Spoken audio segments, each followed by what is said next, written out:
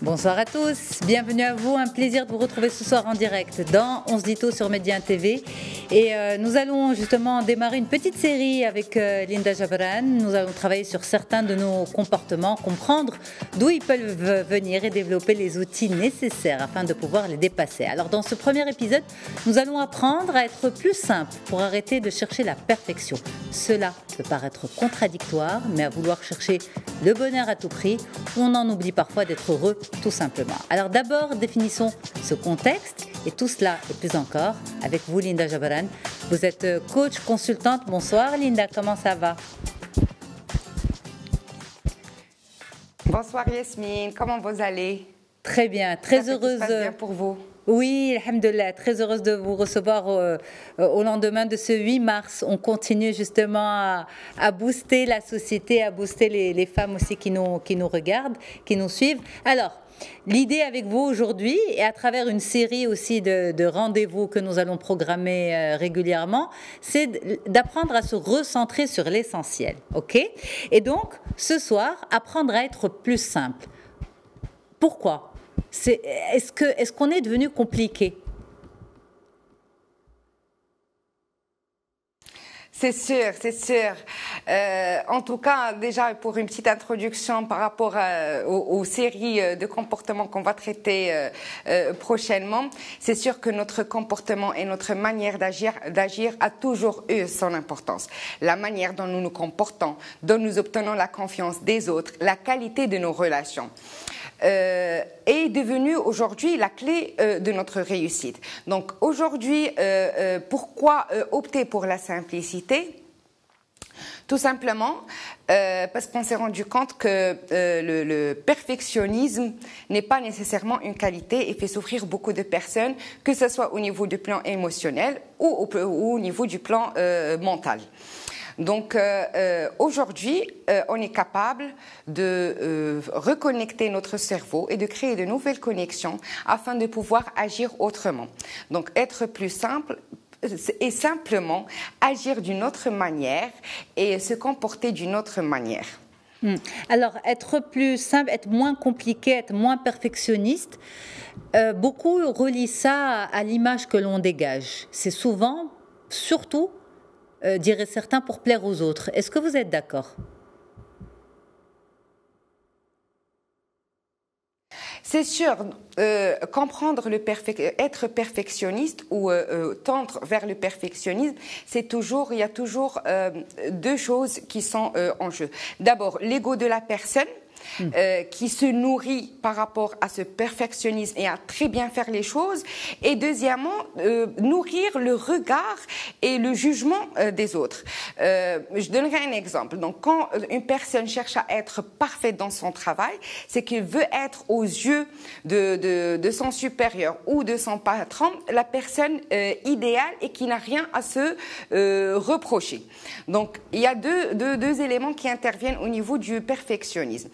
Donc, apprendre à être plus simple, c'est de se détacher des objectifs idéaux et surréalistes qu'on se fixe et être plus raisonnable et partir et au lieu de se recentrer sur soi, parce que quand on est dans une optique de perfectionnisme, on est plus recentré sur soi que sur les autres. Et donc plus on est sur soi que pour les autres. Donc apprendre à être plus simple, c'est se concentrer sur le plus important et surtout sur l'émotion et la satisfaction que peut nous rendre cette simplicité, que ce soit au niveau personnel ou professionnel. Ok, mais c'est pas évident. Donc la simplicité, c'est le summum de l'élégance et de la performance. Donc il faut pas lier la performance professionnelle au perfectionnisme. Donc on a beau être parfait. Et le perfectionnisme dépend de l'outil qu'on utilise. C'est-à-dire, est-ce qu'on utilise uniquement nos yeux? Est-ce qu'on utilise des lunettes, une loupe ou un microscope? Et donc là, si on est vraiment dans le microscope, on est vraiment dans une optique d'idéalisme. Et cela ne veut pas dire l'excellence ou la performance. Ok, Linda, si vous permettez, cette histoire justement de perfectionniste. Certains disent que c'est une éducation que nous avons reçue. C'est-à-dire que nous avons eu des injonctions de la part de parents, de la société, de l'école, pour que nous ayons au fond de nous cette graine qui dise tu dois être le meilleur, tu dois bien faire les choses, tu dois être au top. La concurrence aussi, concurrence professionnelle, concurrence à plusieurs niveaux, fait que nous sommes en quête de ce perfectionnisme parce qu'on se dit si je suis parfait, je vais arriver à mes objectifs.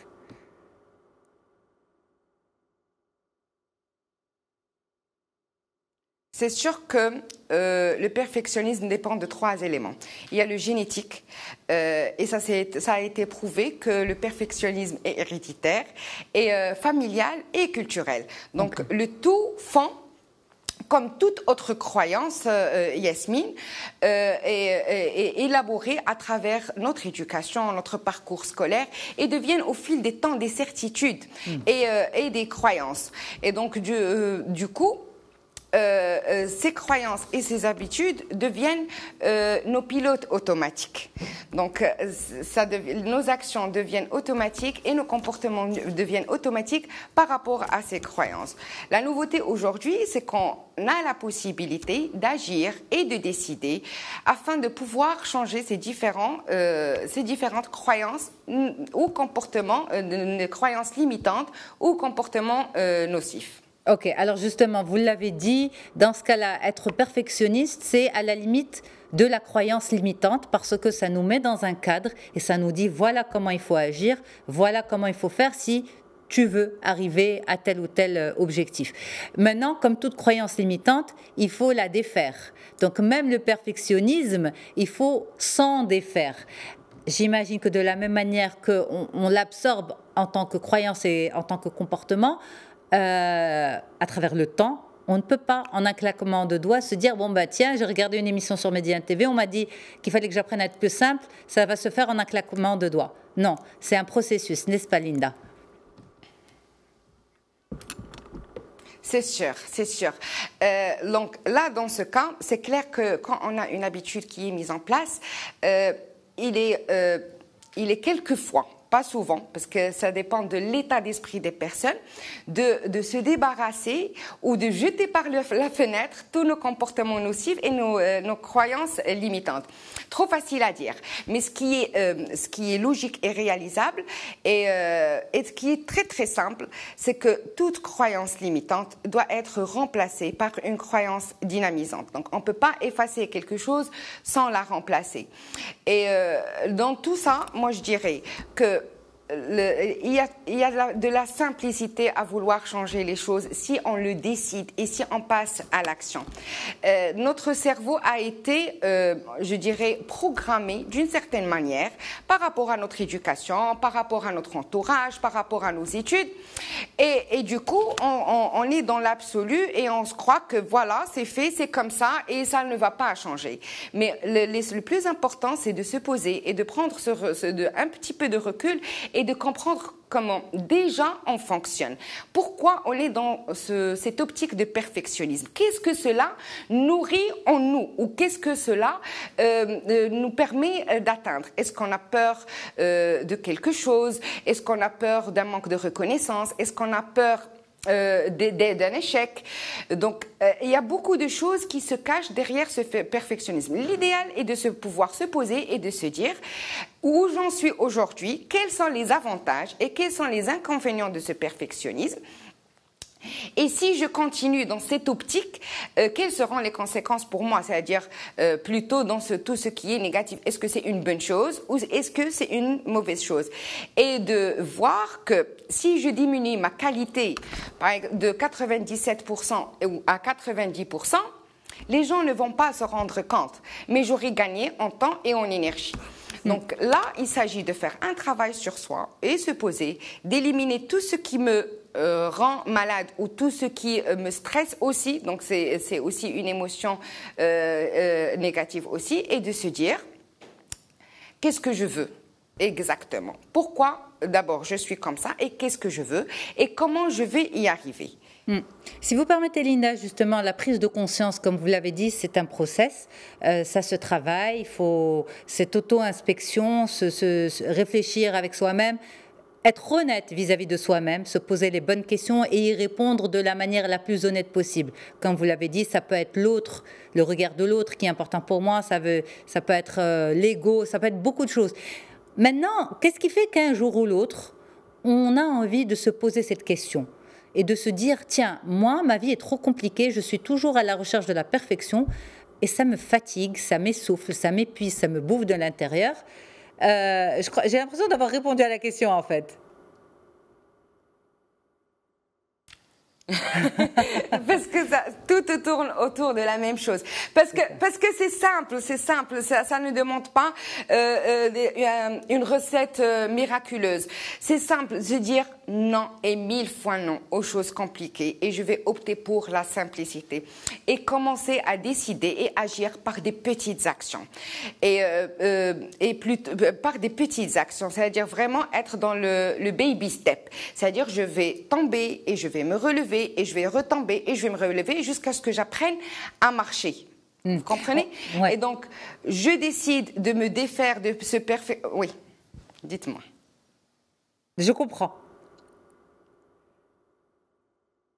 Je vous suivais, Linda. Allez-y. Décider de se défaire de ce décider de se défaire de ce perfectionnisme ne va pas passer à 360 degrés. Je vais commencer à prendre des petites décisions qui sont relatives à mon quotidien et que je vais répéter chaque jour jusqu'à ce que cela devienne une habitude.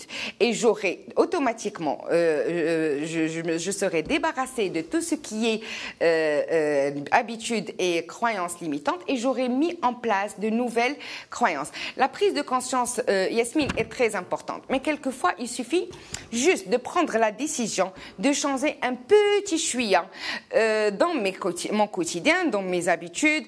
Le fait d'être sur le point que tout soit idéal, que tout soit parfait, qu'on ne me reproche rien du tout et se dire pourquoi j'ai le droit à commettre des erreurs, j'ai le droit d'apprendre.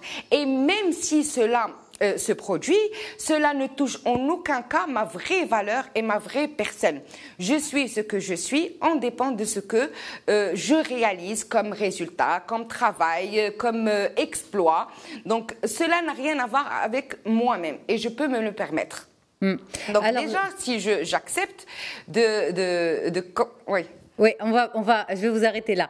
On va prendre l'exemple, justement. Hier, c'était la Journée mondiale de la femme. On parlait de beaucoup de choses. Et on sait aussi que la femme, au Maroc et dans d'autres pays aussi, vit beaucoup sous pression. Et notamment, cette pandémie de la Covid est venue mettre en lumière encore plus les inégalités et la pression que vit la femme.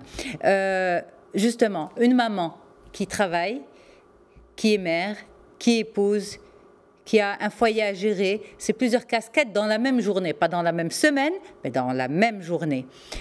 Et ça met beaucoup de pression parce que beaucoup de femmes ont envie que tout soit parfait, qu'elle soit irréprochable à son travail, que ce soit une mère parfaite, c'est-à-dire qu'elle suit ce que ses enfants mangent, leurs devoirs, leurs activités, comment ils sont à l'école, que sa maison soit bien tenue et que, on va dire, son mari est très content, voire même sa belle famille super heureuse. Ça fait trop de pression sur les épaules de la femme. Comment on peut la soulager vraiment, simplement, techniquement ce soir? Comment on peut soulager ces femmes qui nous regardent? Alors, moi je dirais d'abord je dirais bravo. Bravo à toutes ces femmes qui portent les différentes casquettes, que ce soit pendant la journée ou pendant toute une vie. Donc c'est pas évident. Et je le dis toujours, heureusement que la femme a cette habilité de faire plusieurs choses à la fois. Sinon, avoir cette pression, donc déjà, essayer de se détacher de cette pression. C'est ce que j'ai dit tout à l'heure. Quels sont les outils que j'utilise? Est-ce que je suis à yeux ouverts ou bien j'utilise le microscope? Donc si j'utilise le microscope, je vais être vraiment pas bien pendant toute ma vie parce que je vais aller vraiment chercher les détails, ne rien rater, satisfaire tout le monde. Et cela, va être au détriment de plusieurs choses. Cela va être au détriment de ma santé, de mes sentiments, de mes émotions et de mon bien-être. Parce qu'à un certain moment, je peux être épuisée. Et je pense que la plupart des personnes qui sont passées de la complexité à la simplicité sont arrivées vraiment au point de l'épuisement. Et c'est là où ils ont été appelés ou bien imposés de prendre conscience et de se dire « Waouh, là, j'arrête, je n'en peux plus ». Donc, ne pas arriver à ce point de « j'en peux plus », mais avant se dire « qu'est-ce que cela me rapporte ?» D'être parfaite. Est-ce qu'il y a vraiment une maman parfaite? Donc, déjà, se poser cette question et dire qu'est-ce que je souhaiterais faire, qu'est-ce que je souhaiterais être, comment je souhaiterais que les choses changent autour de moi si cela m'affecte et m'épuise. Et si cela m'affecte et m'épuise, Yasmine, cela va automatiquement affecter mon environnement. Donc l'envie de changer doit venir de l'envie de changer quelque chose en soi doit venir de l'intérieur de nous et doit se décider. Et quand on s'est décidé, on doit passer à l'action, c'est-à-dire ne pas dire on a beau essayer mais j'ai pas réussi. Non, qu'est-ce que j'ai mis en place et quelles sont les actions que j'ai mis en place et que j'ai décidé de faire pour pouvoir lâcher prise et se débrancher ce pilote automatique individuel et se dire je prendrai les choses en main différemment et voir ce qui va se passer. Rien ne va se passer. Et je l'ai dit tout à l'heure, quand on baisse notre qualité de 97% à 90%, eh ben, la plupart des gens ne s'en rendent pas compte. C'est juste des rongeurs intérieurs qui nous met mal à l'aise par rapport au regard des autres. Et donc, j'aurais économisé et du temps et de l'énergie. Ok, mais ce changement, justement, passer du compliqué au simple, est-ce qu'il ne dépend que de soi? Ou bien il y a aussi des éléments extérieurs qui contribuent aussi à cette pression? Pour rester dans le cadre de la famille, je sais pas, je prends un exemple, un époux un petit peu exigeant, ou bien un travail exigeant, un patron exigeant, d'autres éléments justement qui ne dépendent pas de la personne elle-même. Mais c'est ça le problème, Yasmine, du perfectionnisme, parce que quand on parle de perfectionnisme, on adopte souvent un système de valeurs qui est basé sur la reconnaissance et sur l'accomplissement et la réussite. Et pour plusieurs, la valeur en tant qu'individu est directement reliée à l'importance de leur réalisation. C'est-à-dire, est-ce que dans le cas de la maman, est-ce que ses enfants obtiennent de bonnes notes? Est-ce qu'ils sont bien éduqués? Est-ce qu'ils se comportent bien? Donc, il y a des standards de valeurs par rapport à ça.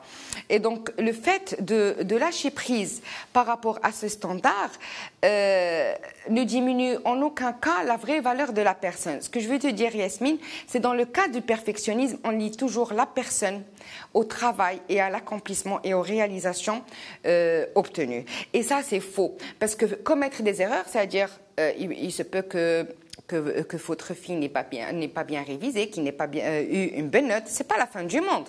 D'accord? Et donc, et ça ne remet en aucun cas la personne qui vous êtes aujourd'hui. Vous êtes unique et vous avez une valeur inestimable. J'ai le droit de commettre des erreurs. Et mes erreurs n'enlèvent pas ma valeur. C'est ça. C'est ça, oui, bien sûr, on est d'accord. Mais par exemple, de la simplicité. Mais on revient à ma question. Vous avez un mari qui est exigeant, qui met la barre trop haut. Vous avez un patron exigeant. Comment, même si par exemple cette personne a envie de se défaire de ce monde trop compliqué, elle a fait ce travail sur elle-même, elle a réalisé qu'elle devait changer de comportement, mais il y a d'autres personnes qui peuvent entraver le processus. En tout cas, si vous pouvez me répondre en 15 secondes, Linda. Rapidement. En 15 secondes. Si on est toujours dépendant des regards des autres, on sera toujours dans la souffrance. Il faut vraiment se détacher des regards et des exigences des autres et me remettre à ma vraie valeur et me permettre de commettre des erreurs. Comme tout le monde, on est tous des humains. Et se dire que je suis unique, je fais ce que je peux à ma manière et je le fais selon mes propres nouveaux standards, c'est-à-dire vraiment se défaire des standards des autres, que les autres me posent et me poser mes propres standards. Pour que je puisse être en harmonie entre ce que je pense, ce que je sens et comment je me comporte. Merci beaucoup Linda Jabran d'avoir été en direct ce soir avec nous, de chez vous, où il fait beau, où c'est vert, où c'est agréable. Un grand merci à toute l'équipe en régie et n'hésitez pas à retrouver cet épisode sur mediantv.com. Allez faire un tour sur Média Podcast. N'oubliez pas de télécharger l'application si vous ne l'avez pas fait. Plusieurs rendez-vous d'information, des fictions, du sport, un rendez-vous spécial tous les vendredis, une version très podcast de Mayadine qui n'a rien à voir avec ce que vous suivez sur Média TV. Et puis aussi, allez faire un tour sur Média News. Ce sont différentes plateformes, différents médias pour vous accompagner au quotidien. Très bonne soirée à toutes et à tous. Au revoir.